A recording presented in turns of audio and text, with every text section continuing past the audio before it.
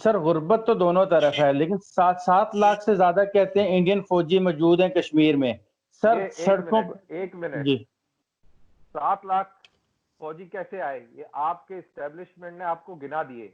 हिंदुस्तान की टोटल फौज 13 लाख है।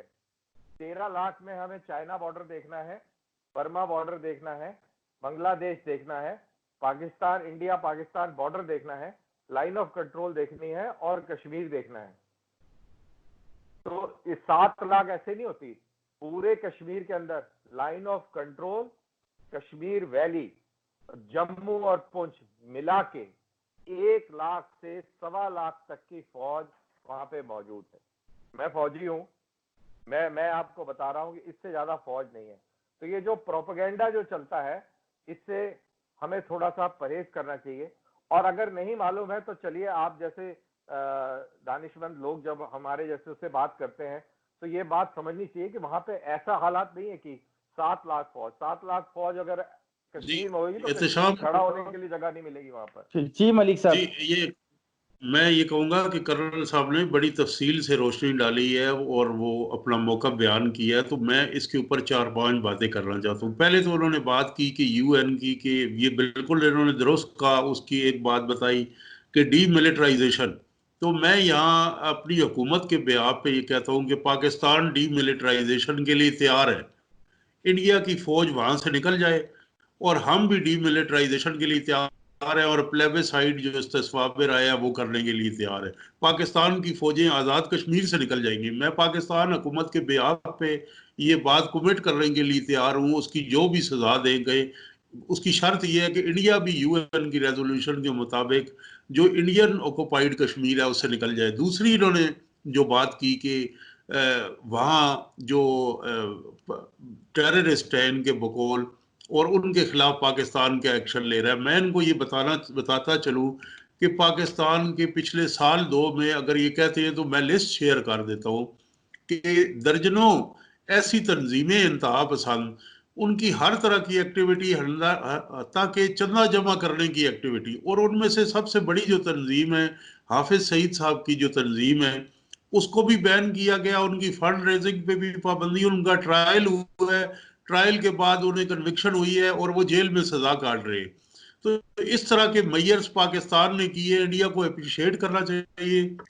और पाकिस्तान की जो फोर्सेस आए दिन जो उसके लोग वहाँ मारे जा रहे हैं, शहीद हो रहे हैं, वो भी उस जंग के नतीजे में शहीद हो रहे हैं। कि जो दहशतगर्दी के खिलाफ जंग है जिसमें हमारे 70,000 लोग मारे गए, जिसमें हमारे आर्मी के लोग जो हैं वो मारे गए, शहीद हुए, तो पाकिस्तान की एक कंटिन्यूइंग एफर्ट है। तीसरी जो बात आप कह रहे हैं कि आपको वहां से मैसेज आता है, बलूचिस्तान से कहाँ से मैसेज आता है, तो ये इंडिया को महात्मा गांधी का इंडिया है। आपको दिल्ली से मैसेज क्यों नहीं आता जो वहां बसों में औरतें रेप होती हैं? आपको Indian citizen bill pay message क्यों नहीं आता?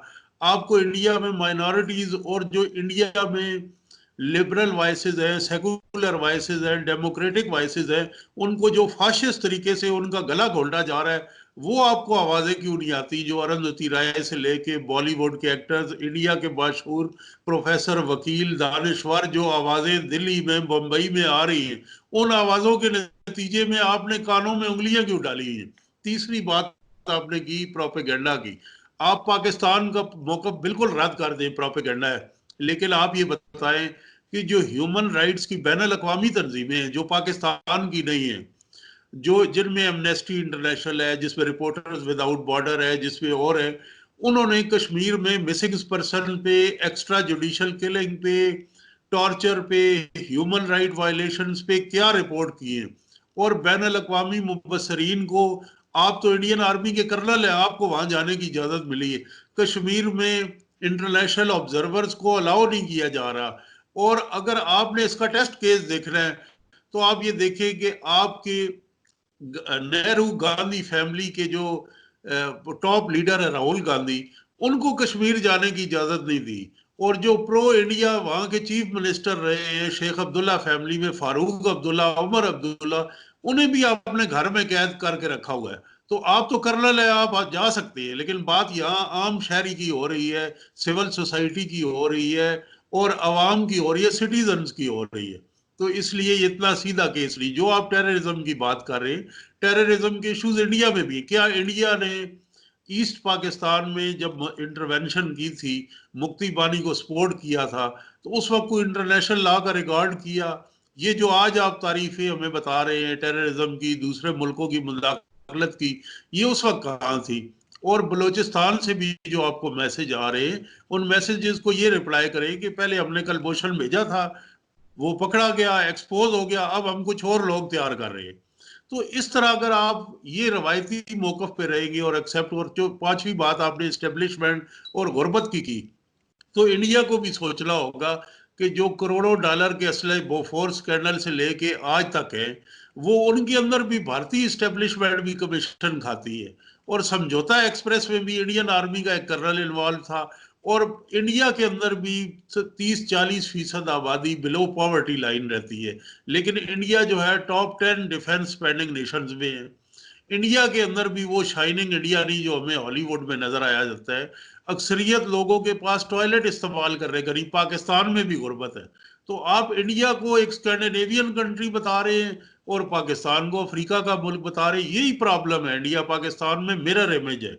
आप जिस तरह अपने दुश्मन को देखना चाहते हैं, पाकिस्तान भी ऐसे देखना चाहता है।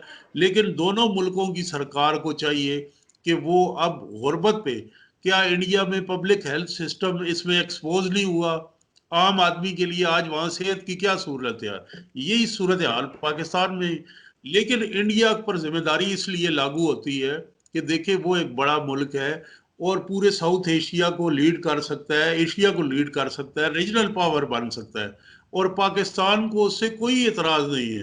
सिर्फ ये है कि कश्मीर के अंदर नॉर्मलाइजेशन इंडिया पाकिस्तान की हो जाए, तो हमें बैरूनी ताकतों के बजाय इंडिया ज्यादा सूट करता है, जिसके साथ हम कई सौ साल से इकट्ठे रह रहे हैं, जो हमारा नेबर है और जिसके साथ हमारी बहुत सारी सिमिलैरिटीज है। तो सिर्फ ये है कि इंडिया की लीडरशिप को अपना विजन ब्रॉड करना होगा। जी कर्नल साहब, आप क्या जवाब देंगे मलिक साहब को?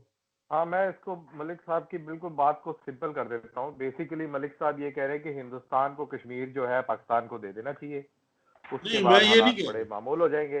और ये नहीं यही कह सारा रहा। खेल है पूरा कि भाई पाकिस्तान, हिंदुस्तान की फौजें वहां से चली जाए, कश्मीर जो है पाकिस्तान का हिस्सा बन जाए, और फिर बल्ले बल्ले है, फिर हम सदियों से इकट्ठे रहे हैं, करण हमारी साहब, मैं आपस में अगर आपकी हमारी आपस इजाजत हो, में बातचीत है, और हम रहेंगे। तो ये जो एक खुश सवाल फहमियां हैं है। या जी, गलत फहमियां हैं, एक ये आप दूर कर दीजिए।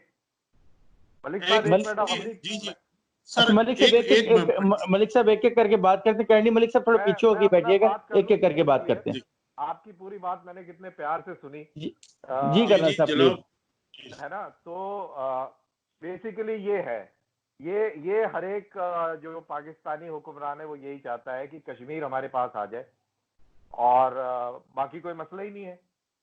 तो ये तो खैर जैसा मैंने बताया कि ये नामुमकिन है, ऐसा होगा नहीं, क्योंकि कश्मीर अकेले उसमें कश्मीर जो वैली जिसको आप कश्मीर में जिसमें आतंकवाद चल रहा है, वो आपको मालूम होना चाहिए कि वो 72 किलोमीटर लंबी और 30-40 किलोमीटर चौड़ी, इतना सा एक इलाका है। मेरे ख्याल से आपके लाहौर जैसे 4 शहर मिला लो तो इतना बड़ी कश्मीर घाटी है, जिसके अंदर ये अफरा तफरी है। बाकी जो रजौरी पुंछ का इलाका है, मुस्लिम मेजोरिटी है, वहां पर ये कोई तमाशा नहीं है। और लेह लद्दाख तो खैर बिल्कुल ही अलग है, और जम्मू भी बिल्कुल शांत है। तो ये क्लैरिटी बिल्कुल क्लियर होना चाहिए कि पूरे इलाके में जिसको आप क्लेम करते हैं उसमें कितने में दहशतगर्दी है। वो मुश्किल से 2% से 5% का इलाका है जिसके अंदर ये तमाशा चल रहा है, जो बहुत हाईलाइट होता है। अब बात करें, मलिक साहब ने कुलभूषण जाधव की। कुलभूषण जाधव सबको मालूम है कि कैसे बाहर से उसको एबडक्ट किया गया, और वो आपके पास है। बिल्कुल ठीक है, आपकी जेल में है, और आप जो भी कार्रवाई कर रहे हैं अपने हिसाब से कर रहे हैं, वो ठीक है। और दूसरी तीसरी बात जो इन्होंने करी कि गुर्बत की, तो बिल्कुल हाँ, गुर्बत हमारे मुल्क में भी है, और काफी है। और जो जीडीपी की बात करें, अगर पूरे पाकिस्तान की जो जीडीपी है उतना हमारे एक स्टेट है उत्तर प्रदेश उसकी है, और हमारे जितने भी जो ये माइग्रेंट लेबर आजकल बहुत चल रही है, इसको पूरे को मूवमेंट करने के लिए हिंदुस्तान की सरकार ने पैसा दिया है। मिडिल ईस्ट से जो हमारी लेबर है उसको लाने के लिए हिंदुस्तान ने अपने खर्चे पर उनको लेके आए हैं। जहां तक पब्लिक टॉयलेट की सवाल की बात है, तो आपको ये जान के अच्छा नहीं लगेगा कि हिंदुस्तान के अंदर अभी पब्लिक एवोल्यूशन नहीं होते हैं, मतलब कि बाहर खेतों में लोग अब नहीं जाते हैं लैट्रीन करने। अभी हर एक के घर में एक बाथरूम है, थैंक्स टू मोदी सरकार। और एक और मैं बात बता दूं कि आपने कहा कि अकलियतों की आप बात नहीं सुनते, माइनॉरिटी बड़ी परेशान है। तो ये माइनॉरिटी वो वाली परेशान है जो कि पैम्पर्ड थी, जो कि जिसके पॉलिटिकल इंटरेस्ट थे पहली सरकारों के साथ, वो वाली माइनॉरिटी बहुत परेशान है। उसी माइनॉरिटी के अंदर एक बहुत बड़ी मेजॉरिटी है जो बहुत खुश है। वो क्यों खुश है मैं आपको बता दूं वो क्यों खुश है। एक हमारे यहाँ पे प्रधानमंत्री आवास योजना चल रही है, उसके तहत जो बिलो पॉवर्टी लाइन है उसको गवर्नमेंट घर बना के देती है, और उसमें ऐसे बहुत सारे मुसलमान हैं, हजारों लाखों की तादाद में मुसलमान हैं जिनको घर बना के दिया गया है। और 2019 के जो इंतखाबात हुए थे उसके अंदर मोदी सरकार और ज्यादा पावरफुल होके आई है, और उसमें मुसलमानों ने काफी वोट दिया है। ये हमें नहीं भूलना चाहिए, क्योंकि जिस गरीब मुसलमान को घर मिल गया हो, जिस गरीब मुसलमान को एक इनकम मिल गई हो, तो वो बिल्कुल वोट देगा। तो वो एक चीज है। तो अच्छा ये सर, सारी आपने चीजें हैं कर्नल जो साहब हम जो प्रोपेगेंडा से अगर हम बाहर निकलें और जमीन के ऊपर जब चलना शुरू करें, तो हमें रियलाइज होगा कि बहुत फर्क है।